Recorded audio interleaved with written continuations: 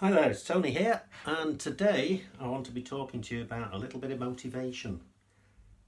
This is the motivation that we're talking about here is when you're faced with adversities, you're going along your path and then you get a great big roadblock or something that you think that's going to really prevent you from getting what it is that you want. And I'm just going to share a couple of examples with you. Might be a surprise, they're both sport related. The first one is what happened yesterday with Liverpool Football Club, team that I've supported since I was a little kiddie, and their greatest rivals, Man United. Man United have been playing brilliant this season. They really have been playing some good football, currently lying in third in the Premiership. Liverpool have been struggling, nowhere near their past glories of the last few years. So the balance has changed completely. So here they are, they're talking about this big game. Liverpool hammered them 7-0. 7-0. The week before, 7 days before, Man United won a cup down at Wembley. They beat Newcastle. What was the change? What was the change that made Liverpool go from being kind of also runs this season to performing just so brilliantly, so with so much ease, with flow, and understanding where their teammates were? They were up against adversity this year and they've come through. Now all they need to do is do that again for each game that they turn up to for the rest of the season, and then the season might well end up in a good position for them. But they've got to repeat that now every game. Another situation where you're faced with challenges, and this is a personal one to me. My story. A few years ago, 3-4 years ago, I was given an invitation to take part in a half Ironman distance race called the Outlaw at Nottingham.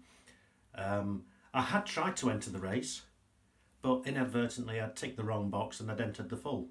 And I knew that my body wouldn't let me do the full.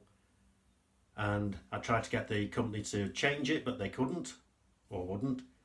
And then just 5-6 weeks before the race, got a phone call from them saying, did I still want to do it? I went, yeah, of course I do. So off very little training, apart from having run the Paris Marathon just a few weeks before, I went and did this race. And I was up for it.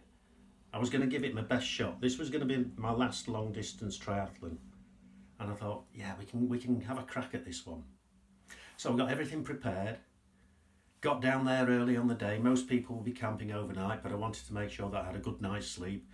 It was only 50 miles down the road going down to Nottingham. Got down there nice and early. Went into transition to rack my bike up, get everything prepared. So it starts with the swim. A 1.2 mile swim followed by a 56 mile bike ride followed by a half marathon, 13.1 miles. Not difficult. It is for some people, but not for others. So I thought, right, we're going to go for this. I've racked my bike up. Where's my shoes? My bike shoes. You see, I have shoes that fasten into the pedal. I'd left them at home. They were still on my turbo. God, what am I going to do now? I can't race without my shoes. Because when you have your feet going onto pedals that are designed for bike shoes where they clip in, they're tiny. They're tiny. And I thought, oh God, what am I going to do? So I'll stuff it. I'll just do it. So I had to do it in my trainers that I was going to run the half marathon in. They've got very thin soles, putting all that power down through the pedals, and basically it hurt.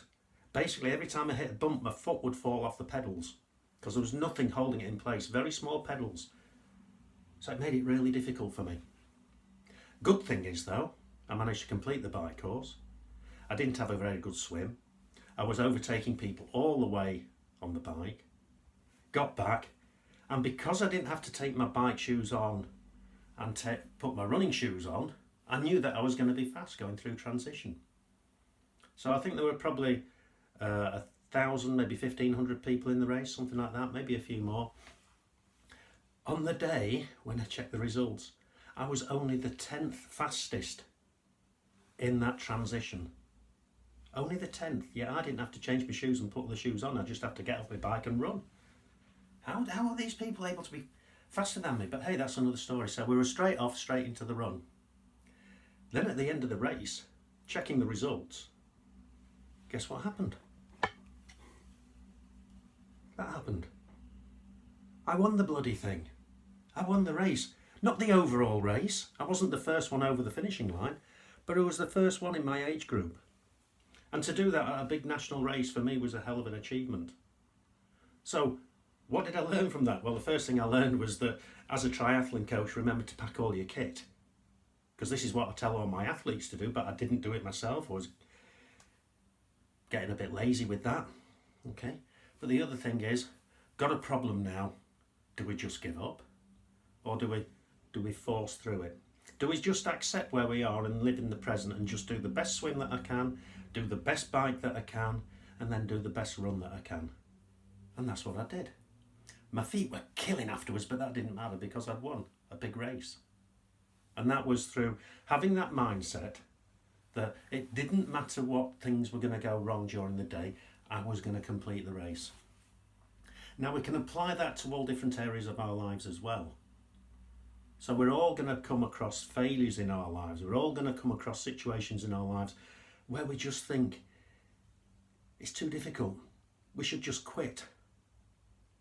But when you get to that situation, I want you to think of the words of the Liverpool Football Club's anthem, "You'll never walk alone," where he's talking about being in the storm and in the tempest. And in that moment, you just drive on because you know that you'll never walk alone. Think of those words. Push through it, because whatever situation you've got, it's how you decide to look at that situation as to the result that you're going to get from it. You can just go in and say, oh, that's it, it's all over now. Or you can say, no, stuff this. It's not looking very good for me at the minute, but I'm going to give it the best shot. Whether it's in business, whether it's in relationships, whether it's in your family, whether it's in your sport, if you've got health conditions, okay? Some people, when they get the health conditions, they're given a diagnosis, oh, that's it, my life is over. Yet we're seeing all the young soldiers coming back from Afghanistan and places like that, having been blown up, lost limbs, and they move on. They say, oh, this is it, this is where I am. How are we gonna get a good life from this? And some people, they can rise to adversity. Other people, they just, oh, it's too difficult. I never want you to say it's too difficult. I only want you to say, we're gonna give it the best shot that we can, and we're gonna do the very best that we can. So that's what I've got for you today. Liverpool Football Club doing really good. And me bragging about myself. Very rare to do that. But it's just showing that story of not giving up. So, I hope you have a wonderful week, and we'll speak to you again soon. Cheers.